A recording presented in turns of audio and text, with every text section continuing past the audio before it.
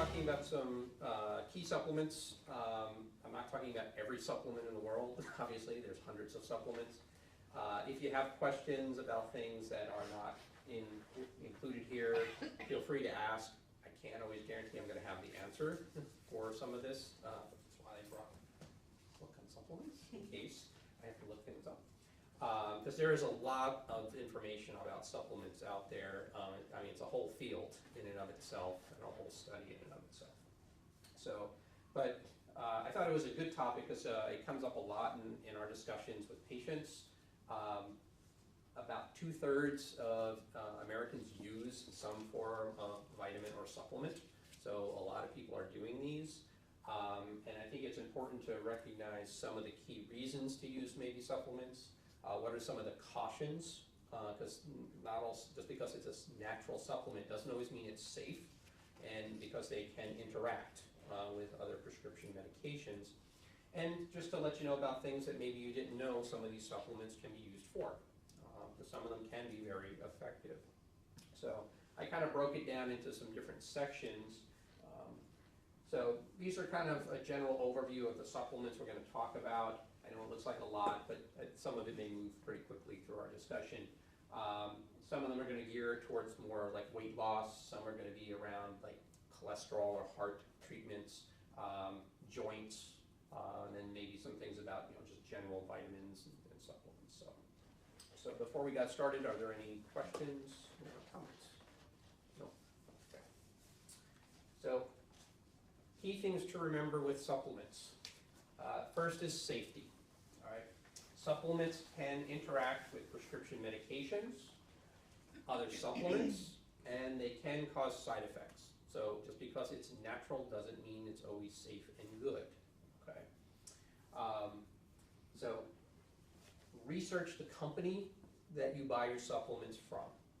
This is probably one of the key things that's been coming out lately about concerns on supplements is, are you actually getting what's actually labeled in the bottle? So a lot of the recalls and things that you will see in the news from the FDA, it usually involves, oh, we found something in this that really wasn't supposed to be in there. So I think it does matter where you get your supplements from. And if you research the company, you usually can find out if they do third-party testing of their products. And I think that's really key. That means they pay an outside firm to come in, test their product, and tell us what's actually in it. So it's not even in-house testing, which a lot of companies will do. They do their own testing in-house. They are actually hiring someone to come in and do that. And I think that's important. And all the supplements we carry here do that. Okay, and that's the reason we carry them, is because of that. Now, the other thing about supplements is quality. Okay, you get what you pay for, as with most things. That means that the least expensive brand may not always be the best brand. Okay, it doesn't mean necessarily that it's a bad brand, but you need to be aware of that because some of the higher quality supplements are more expensive. Why? Well, one is you're paying for that third-party testing and the things that go into the manufacturing. Not to say that there is necessarily anything wrong with outsourcing manufacturing, but unfortunately there are issues when they go to other countries, and how they are processed there can have an influence. But that's how the cost goes down on them. So you need to be aware of that. And also be aware that your doctor may not know a lot about them. Okay? This is not a knock on doctors, because I was just as equally to blame. It's not really taught, in medical school. Most of the focus is on pharmacology of prescription medications. They may touch a little bit on some supplements, but in general, it's not something that is taught. So if you ask your doctor about a certain supplement, they may not know much about it, or they may have heard something about it and they formed an opinion about something, but haven't really ever researched it. It's just nature of, there's so much knowledge that to go around that it's hard sometimes to know everything. So just be aware of that. But the good thing is you can find a lot of information online for supplements that can give you some basic understanding of, what do I have to watch for with this supplement, what can it interact with, and that sort of thing.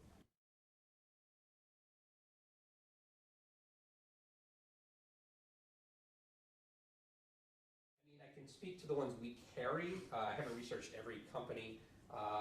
The one is called Pure Encapsulations, and the other one is Nordic Naturals. Those are two companies that we use. And Nordic Naturals, you can purchase their products outside of our office. Some of them may be a little different in terms of what they allow to be purchased over the counter versus through a physician's office. But Nordic Naturals can be found in the local groceries, like Whole Foods Market carries their line of products. There's another one called Vital Nutrients. We don't carry their products, but we know about their company. Some of these products can only be obtained through physicians' offices. Part of the reason for that is because of the quality that they, in some ways we're going to hold them to a higher standard of, what are we allowing, to sell to patients. But that doesn't mean there's not still reputable brands outside of that. But that's just a couple. Those are the ones we use for that.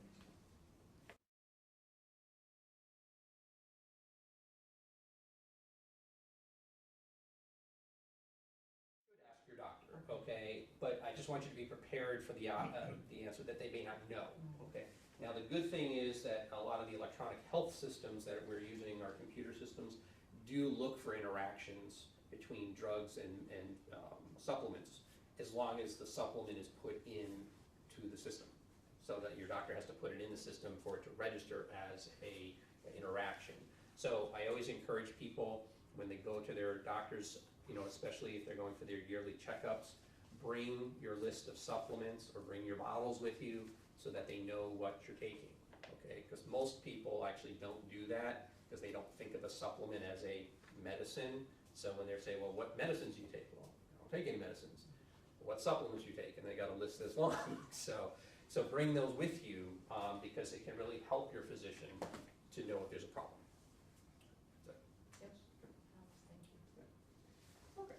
Well, the first one we're going to talk on today is one you may have heard of before. It's called Garcinia. Garcinia is one that's commonly used for weight loss, so that's why I thought we'd start with that one. So what is Garcinia? Well, it's a tropical fruit. So how does it work? Well, it appears to block an enzyme that's it's called citrate lactase. You don't need to know that, but it's part of the mechanism by which your body makes fat. So it seems to inhibit the fat production. There may also have some effects on blood sugar and cholesterol levels. Now some of that may have come into play for maybe effects on insulin, and that's usually where a lot of that comes into play from with a lot of these supplements. There are potential side effects to this. Okay? Dizziness, dry mouth, headache, upset stomach, diarrhea. So nothing that's necessarily life-threatening, but people can get symptoms from this. The key thing here is cautions in patients who take something called leukotriene inhibitors. So these are often asthma or allergy medicines. Singulair, I don't know if anyone's heard of Singulair before, is an example of a leukotriene inhibitor, because there can be some interaction with that. And then you also need to be careful about if you also are taking medicines that affect blood sugar or cholesterol. Namely, it's diabetes medicines if they cause hypoglycemia. So probably the most common ones there, and you're going to see that as a common recurrent caution on a lot of supplements, is insulin and something called sulfonylureas, glipizide, glyburide. I don't know if anyone's ever heard of those, Amaryl. So the reason that you got to be cautious is if you're already taking a supplement that may lower sugar, and then you add a prescription medicine that also lowers sugar, you don't want to get hypoglycemic. Okay, so that's why you have to be careful about that. And pretty much across the board, blood thinners. So by blood thinners, I'm referring mostly to Coumadin, okay, because Coumadin is a very sensitive medication. It's often used to treat blood clot issues, atrial fibrillation, to prevent blood clots. But it has to be adjusted and monitored, and it can interact with other medications and potentially supplements. So, if you take a supplement and you take it consistently all the time, your doctor may be able to adjust for that in the dosing, because sometimes people who take Coumadin, you have to be careful about eating green leafy vegetables, because they have high levels of vitamin K, and vitamin K counteracts Coumadin.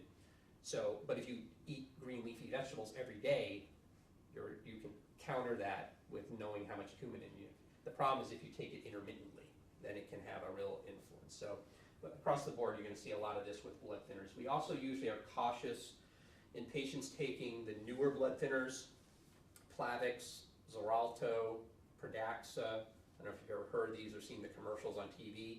These are often alternatives to Coumadin that don't have to be monitored, but they're not reversible, meaning you take it, you get the effect. You can't reverse the effect. So we don't really know a lot about how these may interact with those types of blood thinners. So usually if you take a blood thinner, we're often very cautious if you use any of these supplements. The dosing for this varies as low as 100 to 500 milligrams 3 times a day with meals. Garcinia, you'll find this at a lot of the local pharmacies or supermarkets will carry it. This, I believe, has been in some of the celebrity diets that are out there right now that have been sort of getting a mixed review from what I've been reading just online. But it does work. We have patients in our clinic who have used it and have felt it was helpful for them. They felt it lowered their appetite. I believe it, I don't know that we carried this one online, but I just thought this was a common one that people should know about. Next one I'm going to talk about is green tea, another common weight loss supplement. There's something called polyphenols. These are found in plants, typically in the leaf, the bark, flower, or the fruit of the plants. Now there's a very specific polyphenol called EGCG. I didn't write the whole name down. And that's what's in the green tea. And what it appears to do is have an effect on metabolic rate and fat burning. So the reason you find green tea in a lot of weight loss supplements is they think it may raise metabolism. So you get a little more calorie burning from it. It also seems to have some beneficial effects on the insulin, cholesterol areas, and maybe even some antioxidant effects. Some people will use it not for weight loss, they'll use it for an idea as an antioxidant. Do you know what I mean by antioxidant? I mean, you've probably all heard that term before. Basically, when you get damage to tissues or cells in your body, there's a couple of different mechanisms that occur, one of which is called oxidation. So it's actually oxygen radicals. It's oxygen that has a negative ion on it, and it makes it very reactive to other things. And so antioxidants help to scoop up those dangerous, we call them radicals, okay, free radicals, so that they cause less damage in the cells. Now the potential side effects of green tea, they sort of make sense when you think about it. So if we're boosting metabolism, raising metabolism, well, maybe you can get agitated, maybe you could get insomnia. Strangely enough, fatigue, they say, is something that can happen. But probably more of the, a stimulant type effect would be what I'd be looking for.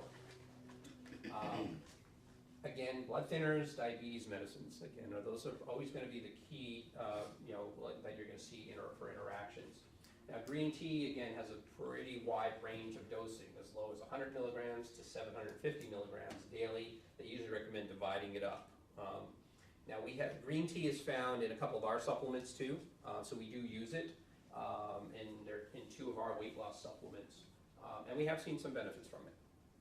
But green tea, just even of itself, some people just like to drink green tea for its health benefit. Anyone ever tried green tea? Yeah. Yeah? What do you think of it? I like it. Yeah. I drink it every night. Great. Yeah. Okay. Now this is one you've probably not heard of before. The reason I put this one up is only because it is in one of our supplements, but I did it because you can buy this even by itself. And there's actually been some good research on it that shows the benefit. Something called Fucoxanthin.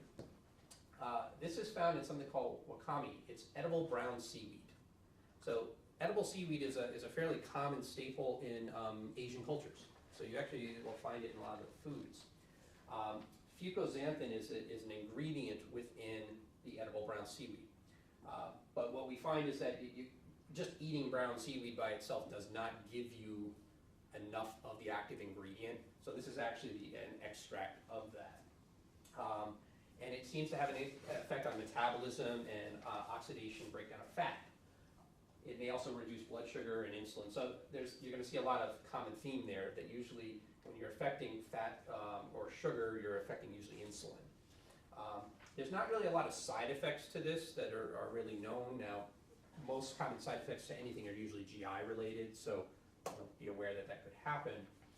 There's not anything that's really known as a drug interaction, but again, because of the sugar potential effect, it's always using cautious with diabetes medication.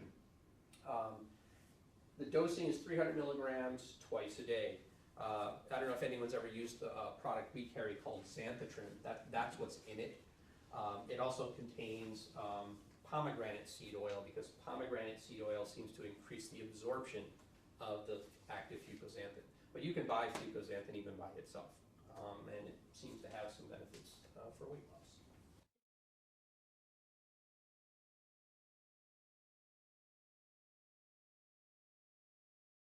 There just wasn't any listed, and that's something I found even looking online and from the company we use, because they provide information on the different products, and they have a pharmacist on their own staff that we've talked to. And there wasn't any. I mean, obviously, you can have some people can have interactions that we don't know about, but there wasn't any real complaints or known ones that people were saying. The next one I'm going to talk on is chromium. You may have heard of chromium before. It's a mineral. Chromium is essential for proper glucose and insulin function. So you may hear about chromium a lot, especially for diabetic patients or pre-diabetics. It may also help with insulin resistance. There may be also some potential benefits on cholesterol. Again, that's probably through the insulin function. Chromium can cause some side effects: headaches, sleep disturbance, mood changes is what's been listed. I haven't come across a lot of problems for people who've taken chromium from what I've seen, but that's what it is listed. Now, they again caution that with diabetes medication because of that hypoglycemia. The other key one here is it may affect thyroid medication absorption. So if you take thyroid medicine, you've got to be careful you use chromium. Definitely wouldn't use it at the same time that you're taking the thyroid medication. You definitely would want to take it much later in the day, if at all. But in general, usually you have to be careful with all thyroid medication about taking anything with it. Usually you're told to take it on an empty stomach for at least an hour. But chromium can be very helpful, and we will recommend it to a lot of patients who are diabetics, as a supplement to take to help with their blood sugars. The next one we're talking about is cinnamon. So cinnamon, we've all had cinnamon, I'm sure, before. Great thing to flavor. But you may not have known that cinnamon has a lot of health benefits for glucose and sugar metabolism. There's a lot of good evidence for this. I know some cardiologist offices that will recommend cinnamon to their diabetic patients all the time.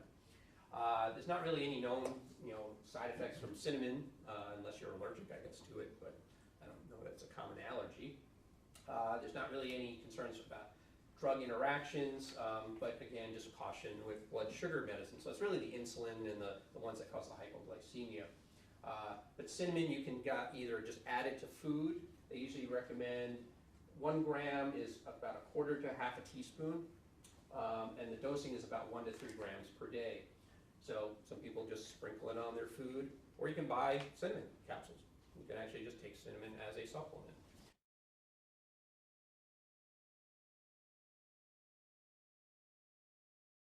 Helps your insulin function better. So a lot of these things that work with blood sugar, the way they're really working is they're helping your insulin function better. And insulin's how we get rid of our sugar. And so a lot of people who have diabetes, pre-diabetes, or insulin resistance have a problem with the way their insulin is functioning. It's not working correctly, and that's what leads to the sugar elevations. It also leads to your body trying to compensate for it by pumping out more insulin. The problem with that is insulin is a fat-storing hormone. Makes you gain weight. Also promotes cravings, hunger, and inflammation. So insulin resistance is at the heart of most blood sugar issues that people have, and also conditions like polycystic ovarian syndrome is also another one. So cinnamon is a great thing to add, and it tastes good. you know. Berberin, I don't know if anyone's ever heard of berberin before. It's found in the bark, roots, and stems of certain plants, namely Oregon grape, barberry, tree turmeric, golden seal, and yellow root. This also has another beneficial effect on blood sugar, insulin, and cholesterol. Berberin can give you some side effects. So this I have seen. It's usually stomach bloating or upset stomach symptoms. So this one may or may not be tolerable for some people. Again, you gotta be careful with diabetes medicines, and also you don't use this if you take a drug called cyclosporin. Now, cyclosporin is a drug used as for treatment of transplants. It's an immune suppressant drug. So it's not one that you're gonna probably run into commonly for most people, but you do have to be careful about interacting with that. But for people who can tolerate it, and it actually does show some good response with the cholesterol and sugar numbers. The dose is 350 to 500 milligrams divided 2 to 3 times. Anyone ever heard of berberin before? No. Yeah, it's kind of a less common one, but it actually does have a lot of good uses. Red yeast rice. You may have heard of red yeast rice before. It's actually made from yeast grown on rice, so named appropriately. Very common to find in Asian cultures again. This contains compounds that they're called monocolins. They actually block the production of cholesterol. Okay, so a lot of people who use red yeast rice often use it as a substitute for statins. So Lipitor, Pravastatin, things like that.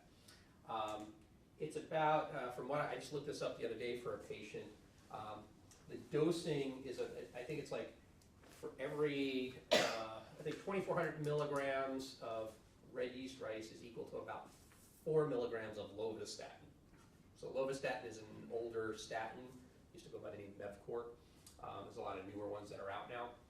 So it's sort of like a natural occurring statin. Now this could be a good option for some patients who have had problems taking statins or are really reluctant to take them. Some people are really resistant, they're like, I don't want to take a statin. This may be another alternative for them, and there are some good results we've seen with it.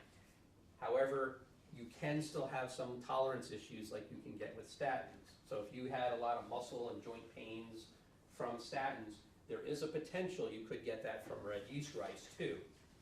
But the risk is much lower because the dosing is so much lower. You do not take it with a statin. So if you take Lipitor, you do not take red yeast rice with it. So that can be definitely a bad interaction and cause more of those potential side effect problems. We're also cautious blood thinners, and I guess they say there can be some potential hypo or lower sugar effects, so you're cautious about that diabetes medicines. The dose that's recommended and the studies that have been done on it have been around 1,200 milligrams twice a day.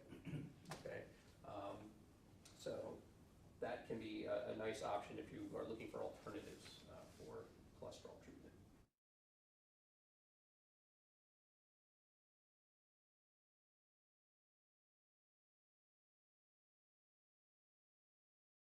The pains that you get from statins, you have to monitor liver functions because there may be potential liver inflammation risk, although it's very low. The real side effect with statins is something called rhabdomyolysis. It's a severe muscle inflammation, and it can be quite dangerous because it can cause kidney failure. Okay. All right. So the muscle pain and joint pains that people get are not really from a liver failure problem. It actually may have something to do with coenzyme Q10 effects, which is actually something we'll be talking about. So all I would say is if someone has had those type of reactions to statins, be aware you could get it with red yeast rice. It's just the risk of that is probably much lower because of the 2,400 milligrams is only 4 milligrams of lovastatin, so it's a very low dose, Okay. but it can happen. Did that answer your question? Yes, thank you. Okay. So like I said, I don't know if anyone's ever tried getting red yeast rice before, but next one we're talking about bergamot. I don't know if anyone's ever heard of bergamot. This is actually the spelling's a little different, but it's actually an extract from the bergamot fruit. So bergamot fruit is a citrus fruit found in southern Italy. And it's often used as flavoring in certain Earl Grey tea. And what they found is it actually can lower cholesterol. And one of the ways they found this is when they looked at the population in that region of southern Italy, and they found that they had lower cholesterol. They started looking at why is that, and they found that, well, they may have been eating a lot of this bergamot fruit. It also may be helpful for fatty liver. So it may help reduce some of that fatty liver deposit. It may actually raise the HDL, the good cholesterol, okay? And again, it may affect blood sugar. So usually you see a lot of that altogether. There aren't a lot of side effects to this. They do say some cases of GI upset. I haven't seen a lot of that. We actually do have this in one of our products that we carry for cholesterol treatment. But that is the one thing. There's no really interactions. They don't say that there's an absolute contraindication with statins. We usually just advise caution if you take a statin, okay? But it's not working on the same mechanism as with the red yeast rice. So this one actually may be an option to add to a statin, but we do advise just using it with caution. So if you get joint pains or anything, then stop taking it. The dose is about 1,000 to 2,000 milligrams daily.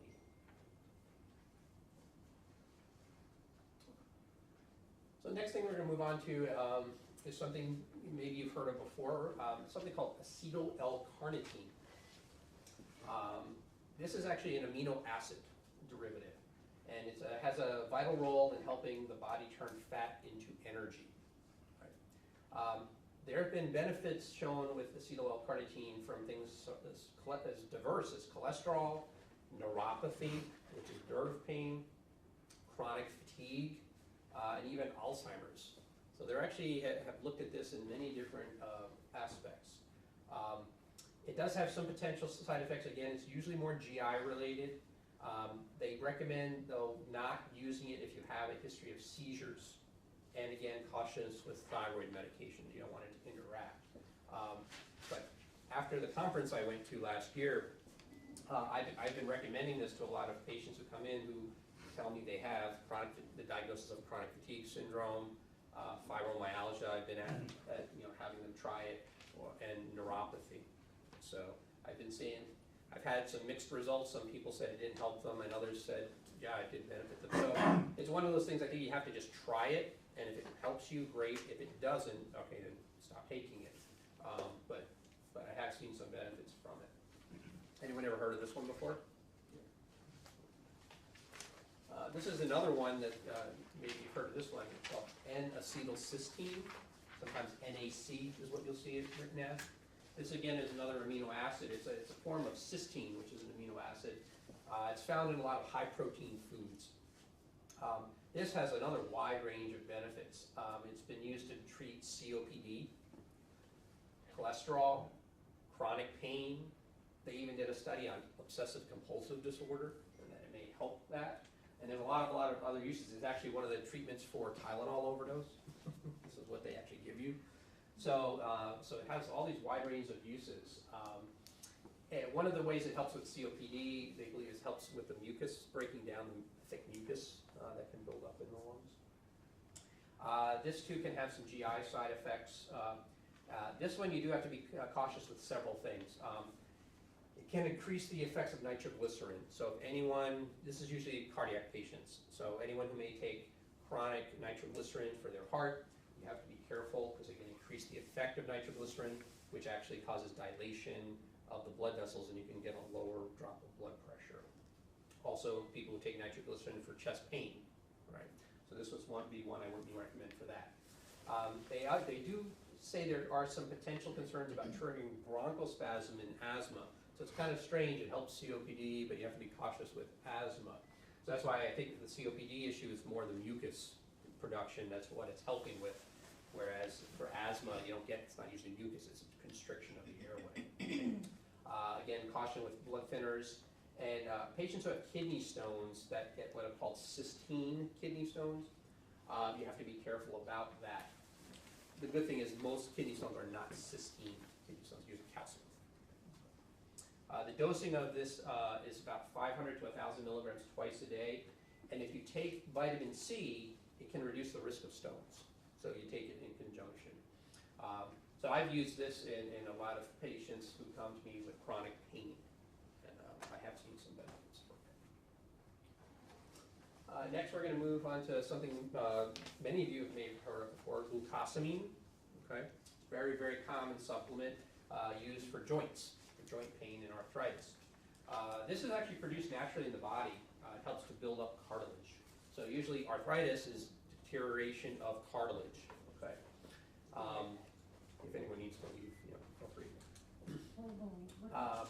It actually is best known for treating joint pain, especially knee pain. They've actually done quite a number of studies on this, and it actually has shown to have a benefit, especially for knee arthritis. It too can cause some GI side effects. They also say headache, and you have to be cautious with blood thinners. And I'm not really sure why, but they say caution with asthma. I couldn't really find a good reason to explain that. It was just listed as a caution. The dosage is about 1,500 to 3,000 milligrams, usually divided up. It's often found in combination with chondroitin or something called MSM, which we're going to get to in a minute. So usually those are all taken commonly together in the same supplement, but you can get them separately. This is a common one you'll find at most drugstores, supermarkets. So chondroitin is the other part of that. This substance helps make the cartilage in your joints very resilient, so they don't break down as easily. And it's one of the basic building blocks for most of your connective tissue. It again can help with joint pain, stiffness, especially in the knee. So most of the joint that's been studied has really been the knee with these supplements. Again, interaction with blood thinners. So usually what you'll find is the dose of glucosamine and chondroitin together in the same pill, and it usually winds up being around that 1,200 milligrams to 1,500 milligrams, and most people will take it twice a day. Anyone ever tried glucosamine, chondroitin? Did you feel any benefit from it? I did. Yeah. Did you feel like there was a benefit from it? Yeah, some people, it doesn't help them at all. It usually takes a few months. Okay, so it's not something that overnight you're going to feel like, oh wait, I feel better now. It usually takes a couple months to see a difference with it. So after about 2 to 3 months, if you don't really see much benefit, that's when I tell people, all right, you can stop it if you want to, but don't expect overnight to see a difference. It takes a while. And then this other one called MSM is methyl sulfonylmethane. This is a chemical found in plants, animals, humans. But it does seem to have this beneficial effect on joint pains and arthritis, again, especially of the knee. The good thing is it doesn't seem to have any interactions, and like I said, you can find it in conjunction with a lot of these glucosamine and chondroitin. So most of the time I don't see it by itself. It's usually in with the other supplements. Boswellia. I don't know if anyone's ever heard of Boswellia before. Boswellia is also another medicine that's very helpful for joints. The Boswellia tree is actually found in regions of Africa and Asia. Frankincense from the Bible was made from the resin of the Boswellia tree. So that's where frankincense comes from. So it's been around for a long, long time. But it appears to have some anti-inflammatory properties, and what they think it does is it inhibits the leukotriene. So if you remember the start of the talk, I had mentioned leukotriene inhibitors. These are medicines used to treat asthma and allergies because they block inflammation. Well, the leukotrienes are what trigger the inflammation, so it's believed that this is a blocking effect on those leukotrienes, and that's why it helps with inflammation and pain. So it can have benefits from arthritis, tendinitis, bursitis. They've even looked at it for rheumatoid arthritis, Crohn's disease, ulcerative colitis, so a lot of inflammatory conditions in the body. They don't really, again, it's mostly GI side effects that they mentioned. They mentioned skin rash. I haven't really seen anyone who's had that, but they do mention it. So you also have to be careful, just like I mentioned earlier, with those leukotriene inhibitors, Singulair and all that, because you're already using something that's blocking it anyway. So probably not a lot of benefit in mixing those together. They do say 150 to 400 milligrams 3 times a day. Take it with a fatty meal. Apparently it helps the absorption. Okay.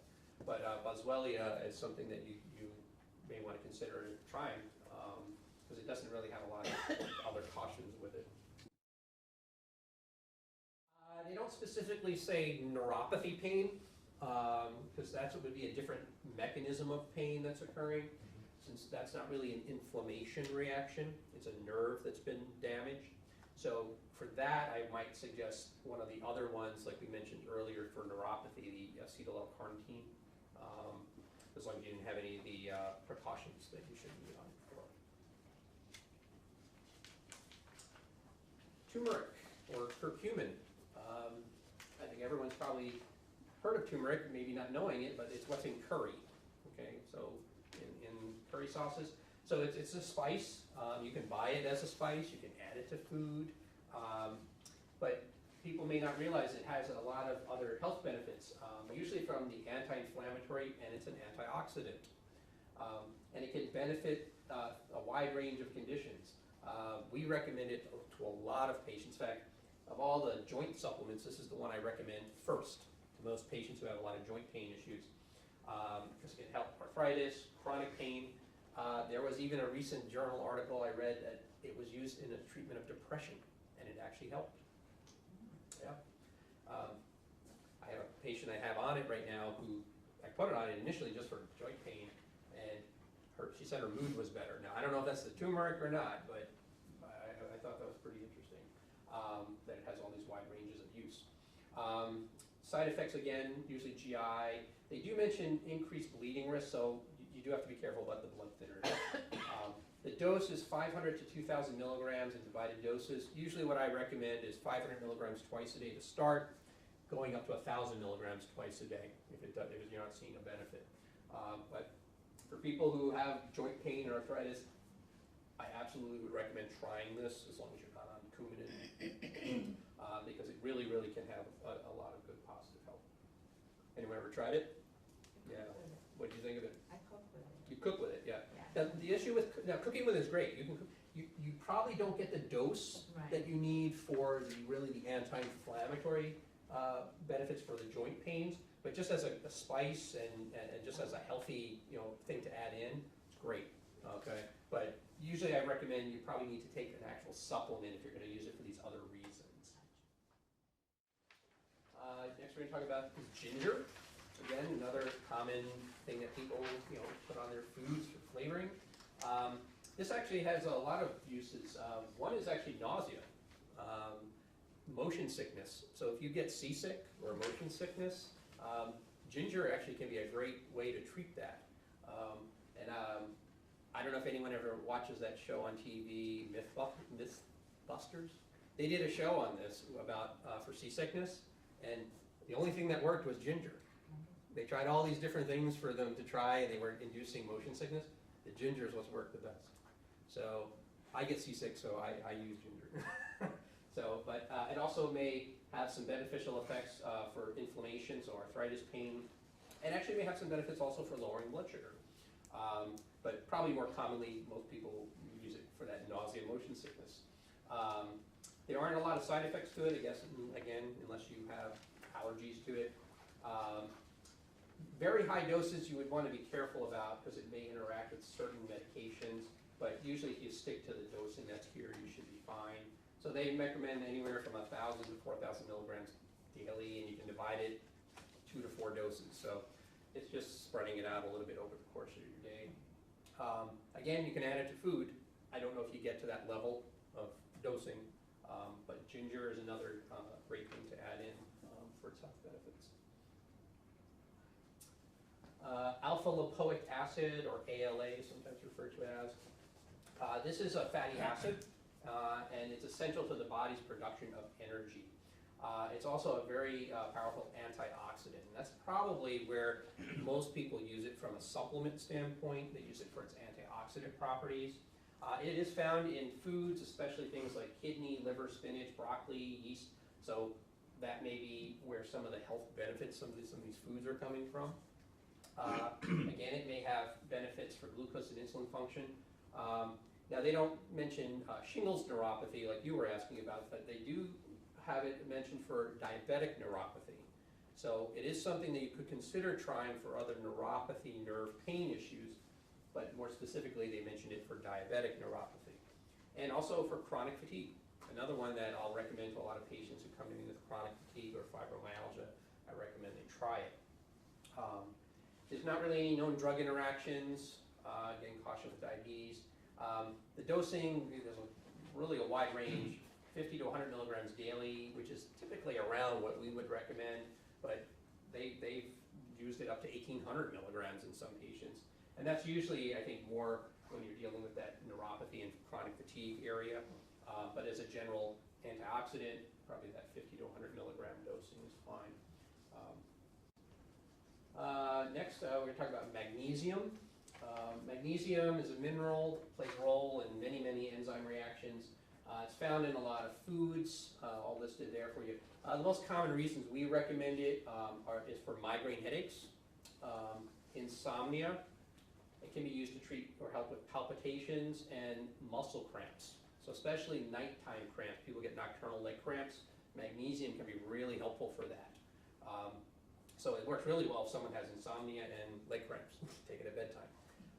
It's available in a lot of different forms. Most common side effect is more GI related. You do have to be careful in patients who have chronic kidney disease, and that's mostly because it's excreted in the kidneys. Now, unless you have like really severe kidney disease, you're probably not going to have to worry too much about this, but it is listed as a side effect that you have to be more cautious with it. Certain heart medications you don't take it with, and it may affect the absorption of glipizide, glyburide.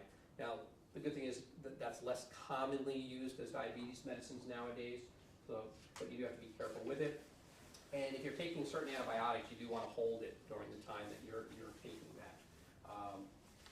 The dosing can vary, but we often recommend starting at around 120 milligrams, going up as high as 500. So this is one we recommend to a lot of patients because we see a lot of issues with sleep, cramps, and like I said, migraines. They can be very helpful for that. Aged garlic. The reason I put this one on here, because this maybe not one that commonly people think of, is we started carrying aged garlic last year, and the reason we started carrying it is because of a study I read on aged garlic for coronary artery disease. So aged garlic has enzymes that can reduce cholesterol, blood pressure, and platelet adhesion, so it helps reduce clots. Then clots are usually what lead to the heart attacks when patients have heart disease. So it improves overall heart health.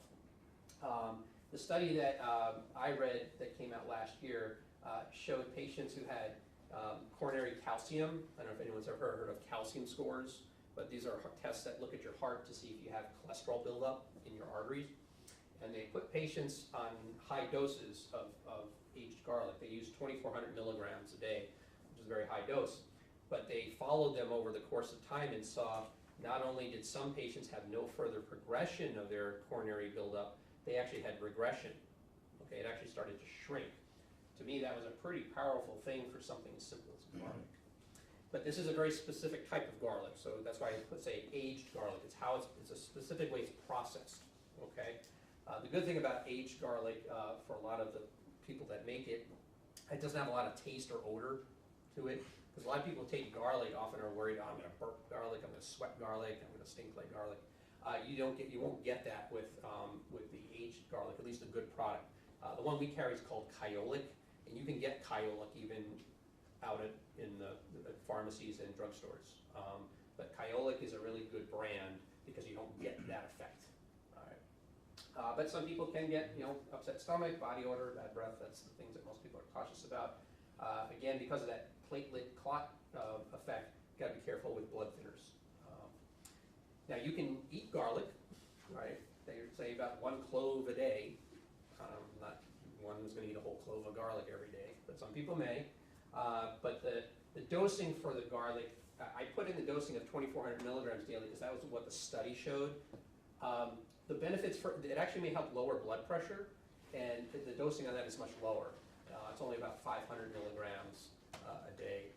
So, because the Kyolic brand only comes in 300 milligrams, so you have to take 8 of them.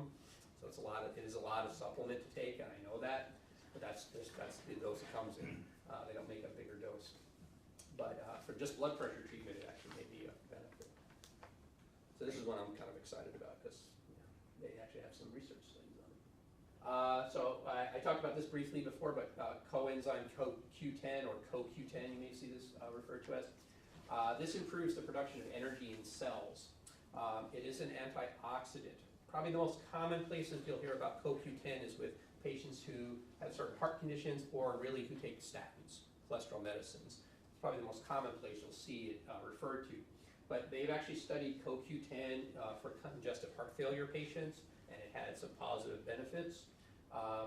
And the reason that statins may cause a problem, as you were asking about before, is it may actually reduce the level of CoQ10 in your body. And that actually is one of the theories as to why do statins cause muscle pains and inflammation that way. So it's possible that if you take CoQ10, you may be actually helping to prevent that from happening. They've actually also looked at it in fibromyalgia patients. The good thing is there are not a lot of side effects to it. Again, blood thinners, just be cautious with. The dosing can vary 100 milligrams to 300 milligrams. So, depending on how you want to take it, usually I'll recommend 100 milligrams a day to start with, and you can go up to 100 milligrams 3 times a day, depending on the effect. So, if you take a statin, it's not a bad idea, maybe to take it with it. And some supplements you can find already have it in it. Like sometimes you'll find like red yeast rice with CoQ10 in it, or a fish oil with CoQ10 in it. So you may find those combined. Next is something called resveratrol. Everyone probably knows what this is, but didn't know it by name. This is what's in red wine. Okay, so when you hear about some of the health benefits of red wine, this is actually probably what is the benefit, because it's found in grapes, red wine, and different berries. It has some potential heart protecting benefits. What it appears to do is affect clotting and may cause some dilation of the blood vessels. So that's where they think it may have its health benefits, especially for coronary issues. It may have some antioxidant and anti-inflammatory properties, not a lot of side effects to it. So again, you got to be careful with blood thinners, and it may have some estrogen-like effects. So women who are on estrogen therapy, or if they've had breast cancer and they're not supposed to be on any hormone replacement, I probably would tell you not to use resveratrol, okay? And again, the dosing is there for you. So for people who want the benefit of red wine without drinking red wine, this can be a good alternative. Melatonin. You may hear us talk a lot about melatonin here because it's a common treatment for insomnia, sleep problems. So melatonin is a natural hormone produced in something called your pineal gland in your brain. Melatonin is how we regulate our sleep. So when melatonin levels are low, we are awake. When melatonin levels are high, we feel tired. Okay? The way that actually works is actually from sun. So sunlight actually suppresses melatonin release. That's why you're awake during the day. And because it's dark at night, our melatonin starts to rise. That's why we start to feel sleepy. So that is why a lot of times as you go into these winter months, it gets dark earlier, we start getting tired earlier. It's often because of that. Also why you can get jet lag, because when you travel through time zones, it starts to mess up your melatonin function. It also may actually have antioxidant properties at high doses. They've actually studied some of this in irritable bowel. Yeah, strange, but it actually may help. But most commonly it's thought of for insomnia, sleep disturbance, shift workers, it may be helpful for chronic fatigue syndrome. So some people can feel a drowsiness with it. So we usually say, starting at very, very low doses, 0.5 milligrams, half a milligram to start with. But you can go up as high as 10 milligrams, if you need to. But just be aware it may make you drowsy. It doesn't do that to everybody, but some people have complained of that. They do say it can interact with fluoxetine, which is Prozac. So I probably would not use it if you take Prozac. And you have to be careful about things that are sedating. So benzodiazepines, these are Xanax, Klonopin medications that some people use for anxiety or for sleep. And antihistamines like Benadryl, some people get drowsy. That's why, Tylenol PM, it's got Benadryl in it. So why it makes you sleepy. So that's all that's in it. When you take these Advil PM and Tylenol PMs, it's got Benadryl in it. But melatonin, if you do have sleep problems can be very beneficial, and we do suggest people try it, because it can really help them. Has anyone taken melatonin before? Yeah. Did you think it helped you? Yes. And I think this is actually the last slide. I threw this in kind of last minute because I thought it may be something important. So vitamin B12. So B12 is essential for red blood cell production. So without B12, we actually will get an anemia, something called pernicious anemia. It's also needed for healthy nerve function. So some people who have B12 deficiency actually get neuropathy. And sometimes that's the presenting symptom. They come in with nerve pain or numbness, tingling. It turns out they have B12 deficiency. And it's also necessary for producing our DNA. So part of our genetic makeup, we need B12. Now, the reason I put this in here is because first, it's not found in plant sources. So people who are vegetarian can be at risk for B12 deficiency. So if you're a vegetarian or a vegan, you should take a B12 supplement. Okay. It's usually found more in meats, so beef, but you can also find it in cheese, liver, eggs, and some different fishes like salmon, sardines, trout. But just be aware you don't get it from any plant source. So the people who are at risk for deficiency, again, vegetarians and vegans, this is one of the big reasons I put this in here, metformin use. Because we use metformin in our clinic a lot, because it's a useful medicine for treating diabetes, prediabetes, and insulin resistance. They've shown that metformin can increase the likelihood of B12 deficiency. They say about 30% of patients who take metformin may get B12 deficient. So for those of you who are taking metformin, you may actually see us once a year check your B12 levels. That's why we're checking your B12 level. But I have found that unfortunately a lot of other doctors are not doing that. And metformin is a pretty ubiquitous drug. It's very commonly used. And I'm finding a lot of them aren't checking B12 levels. So if you take metformin, I would recommend that you ask your doctor to check your B12 at least once a year to make sure it's not deficient. Also, if you use chronic stomach acid medications, so omeprazole, Nexium, Protonix, those actually may affect the absorption of B12. And also they mentioned colchicine, which is a gout medicine, so I threw it in there just because some people may have gout. But I really think the key ones here are the vegetarians, metformin users, and if you take antacids, okay? Now the good things about taking B12, there's not really any real side effects, and there's not really any known overdosing of B12. There's not really any concerning interaction, so it's a pretty safe supplement. And the dosing is usually around 500 to 1,000 micrograms daily, and it's available in a pill, injectable, and also they have a nasal form of it that's a prescription called Nascobal. So for people who don't want to swallow it or have trouble swallowing pills, or they may have real absorption issues through their stomach, you can do it through a nasal injection, nasal spray rather. But some people actually will get B12 shots from their doctor's offices, so that's another way that you may get B12. The other thing with this interesting too, vitamin C, if you take it with B12, it improves its absorption. So we saw that also with an earlier thing with vitamin C. So vitamin C actually may help you absorb other vitamins. Does anyone take B12? Yeah. All right. Well, that was the last of the supplements. So took up the hour. So I'll stay and hang around if people have questions. If you have other supplements you wanted to ask about, I can try to answer them the best I can. You have the handouts in front of you, so hopefully it's helpful for you. I encourage people to try supplements as long as they do it safely. And like I said, make sure you get a reputable brand, because you don't want to wind up taking something that you didn't know was in it and then have it be a problem for you. So, Thank you. you're welcome.